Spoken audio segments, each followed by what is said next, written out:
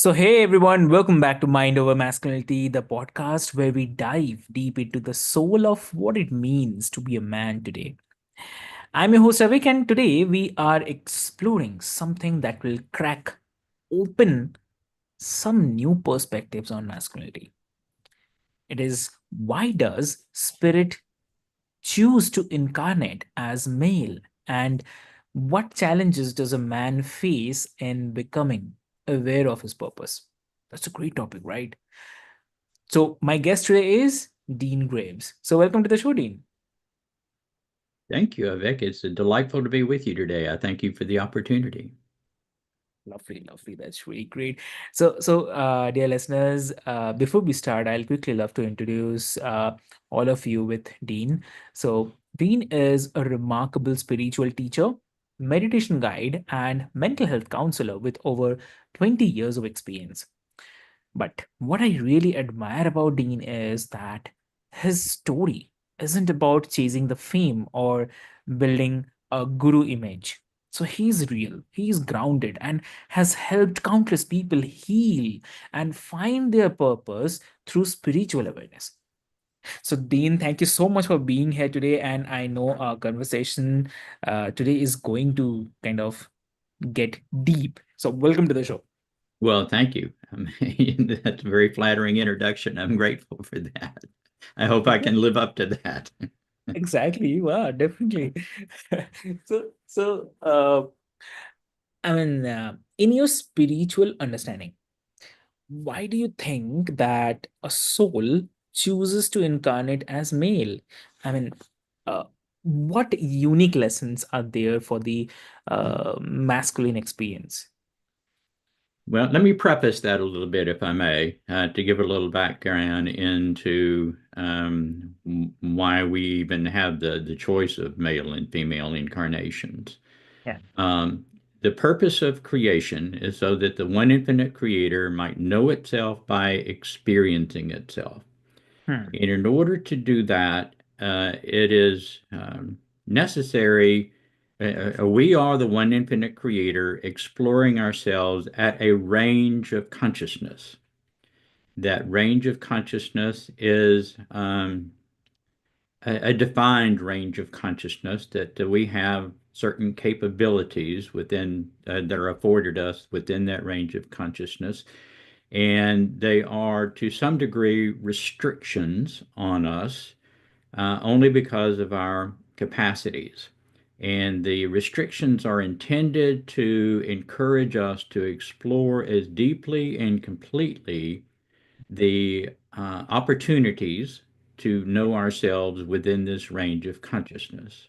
Hmm. All of creation begins with a subject-object relationship between the one infinite creator, which is the creator as the object, and an analog projection of the creator, which becomes the Hmm. creator as the subject. And all of creation is expanded upon that basic initial creation. Yeah. The male, by its nature, is deemed always to be the Hmm. subject. The female is deemed always to be the object. And for sake of understanding, you Hmm. can put that into a simple context. The female perceives itself to be closer to the creator, more of the one infinite creator, Hmm. and the subject always perceives itself to be more separate from Yeah. the creator as the subject. Hmm. And so this dichotomy Hmm. explains all of the interactions of all consciousness throughout all of creation. In our neighborhood, Okay. that is defined as the female being the object and the male being the subject. But that's not to say that in every interaction, the female is always the object in its perspective, or the male is always the subject in its perspective. Hmm. The object is always the teacher, the subject is always the student, but in the Hmm. course of a male female interaction, we exchange those roles. So, in the course of a 30-minute conversation with the female may be in one thought the object, and in the next thought be the subject. So we exchange those roles, those interrelationships, even in the course of a brief conversation with the female. The purpose, our curriculum that we are to learn at this range of consciousness is manyfold, but from a male female standpoint, we are as a whole to learn sympathy and compassion, which prepares us to move towards the next range of consciousness in which we will explore love. In this particular range of consciousness that we experience, our task is to explore awareness and actually become awareness. And so the necessity of incarnating in alternate roles of male and female, we are assuming that lens that from which we view the nature of our experiences during our incarnation from either the closer to the creator or farther away perspective wise from the creator in our interactions and our experiences. Wow, awesome. And like, I think a lot of men listening may resonate with that feeling of reaching their 40s and or 50s and realizing that they have been living on autopilot. So, what do you think keeps so many men unaware of their deeper spiritual purpose until later in life? Yes. That's because we, as um, as consciousness, experiencing this range of consciousness, there is a design for the nature of our experiences, which is designed by what is called archetypal mind. The archetypal mind is a blueprint for how we process thought. And a primary characteristic of this range of consciousness and the archetypical mind is that we are compelled to create a hierophant or a false perception of self.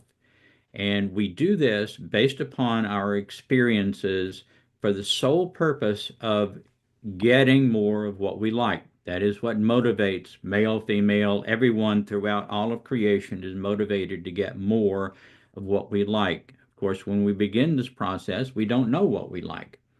And so a large part of our incarnational experience, our beginning anew with each incarnation, is to try to figure out what it is that we like. The Hierophant is a device to allow us to create a mind, which is called the ego mind, which is an independent mind from our eternal self, our metaphysical self, which is a consciousness pattern. And because we are compelled to create this ego mind, we perceive ourselves as autonomous beings, both male and female. And because we're motivated to get more of what we like, then Mhm. we experience a lot of things. If you determine that, for example, chocolate ice cream is your favorite flavor of ice cream, in order to reach that determination, you've had to taste, if not all of the other 149 possible flavors of ice cream, a good number of them in order to narrow down the fact that your Yeah. favorite is chocolate. The same is true with the nature of the beliefs that we agree to keep within this hierophant, this perception of self. We've had a multitude of experiences, and based upon those experiences, we've narrowed down those beliefs that we need to keep into this archetypical mind to guide the nature of our experiences throughout our incarnation. After our incarnation, when we die, then we surrender that ego mind and we function as our enduring mind, as our more deep mind that is the product of our consciousness pattern, our eternal consciousness pattern. And we will reincarnate again, Mhm. uh, predicated upon what advancements that we have made in learning about and becoming awareness, and learning that criteria of learning about sympathy and compassion, in the end goal of recognizing that we surrender our perception of autonomy and begin to integrate more with other souls to recognize the unity of our existence rather than our separation. Yeah. Wow. So, I mean, you often talk about masculinity through the lens of societal expectations, strength, ambition, leadership. So, how does the spiritual path challenge or maybe complement these traits? Well, we are a mind, body, spirit, Hmm. and the mind, the order of that presentation has purpose. Yeah. Our mind is something that we create, and we have potentially the access to a multitude of minds all the Hmm. way through the higher levels of consciousness. At Hmm. this range of consciousness, because we create this Yeah. ego mind is who we perceive that we are. Yeah. And surrendering that for almost everyone is Hmm. fearful, because if we're not who we think we are, Hmm. then who the hell are we? And Yeah. so it's necessary for us to become inwardly aware of who we are and what aspects that we have incorporated into this lens, this ego mind that we've created, are actually being productive and providing us more of what we like. The Yeah. irony is that we perceive that we exist in a physical world, which is actually a temporary simulation of our enduring Mhm. experience. And we perceive, because of that, on a spectrum, on a gradient scale, that immediate gratification is giving us more of what we like. But as we mature in our consciousness evolution, then we begin to surrender those immediate gratification experiences to become more enduring, and we enter a social phase where we are becoming aware of the beliefs and how our beliefs interact with other people's beliefs, and begin to surrender those into a more stable alignment with the characteristics of the one infinite creator.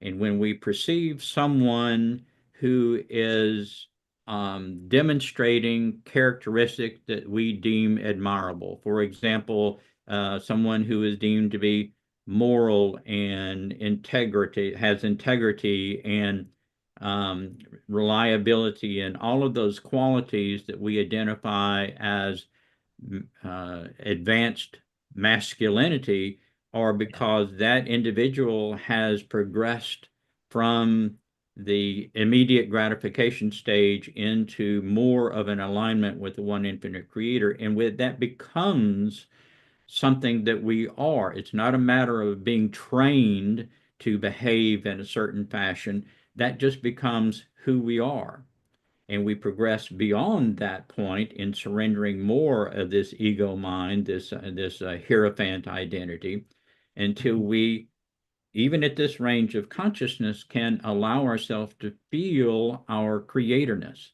And when we do that, then all of those false beliefs of racial identity and of family affiliation and on and on and on, all of those basic beliefs that we perceive who we are, begin to fade, and we become much more of our authentic self.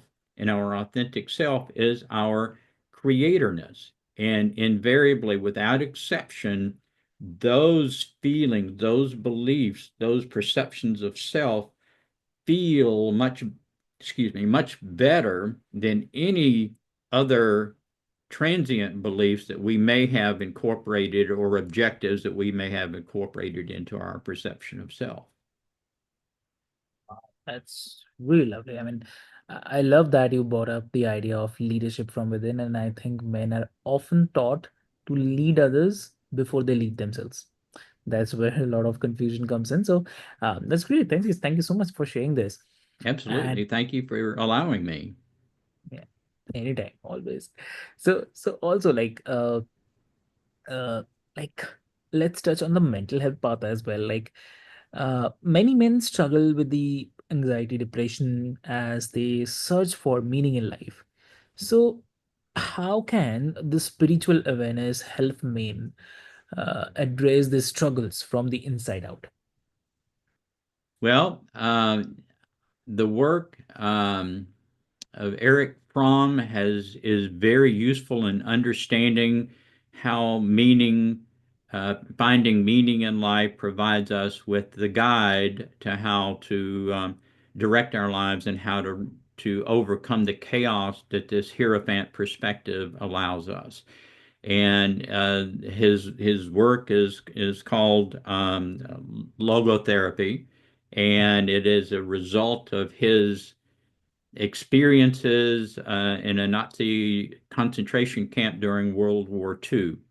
And he Mhm, was a psychiatrist, and he came up with this theory that when we allow ourselves to find meaning by being of service to others, that every experience that we have allows us to surrender that perception of separation and orient ourselves to pursuing meaning as it serves others. And so, consequently, with every experience, with this foundational perception of meaning, that we become more and more a part of the whole, even greater than our perceptions of part of the population of Earth. And that meaning provides us with the stability that we need in order to function at a higher level of consciousness. mhm. Got it. Understood. And also, you have guided others on their spiritual journeys. So, what's the most profound lesson you have learned about your own masculine energy and the purpose? Well, I have learned very simply that it is a lens through which I'm enjoying my experiences, and it's only through modifying that lens and recognizing the unity of all of the souls that are experiencing this existence on Earth at this present time that Mhm, gives it meaning, and it allows me to not intellectually understand that I am the one infinite creator experiencing myself at this range of consciousness, but it mhm, allows me to feel that. And when you reach that point, that is a significant transitional point when you mhm. actually can feel that. So you can feel that sympathy, you can feel that compassion for others that are still suffering from the delusion of the autonomy of their beingness. Right. And that is a dramatic turning point for anyone along their path of enlightenment to realize the unity of all of our experiences. Mm. Understood. That's so lovely. Great, so lovely. Dean, this conversation has been truly eye-opening, and thank you so much for sharing your wisdom and the insights with us today. And I think that our listeners have a lot to reflect on when it comes to the spiritual lessons of being male and living with the purpose. So, for everyone who is listening or tuning in, do not forget that your purpose isn't something you have to chase, but it's something you become aware of by going within. So, take that first step, whether it's meditating for 5 minutes, journaling about what masculinity means to you, or just being open to the vulnerability. And if you have enjoyed this episode today, share it with a friend or family or someone who actually needs to listen to this, and leave us a review. And don't forget to follow Dean's work. So I'll leave all the links into the show notes for that uh, easy access. And stay mindful, stay intentional, and remember that your purpose is waiting for you to uncover it. So until next time, this is your host Avik signing off from Mind Over Masculinity. Till then, be happy, be mindful. Thank you so much.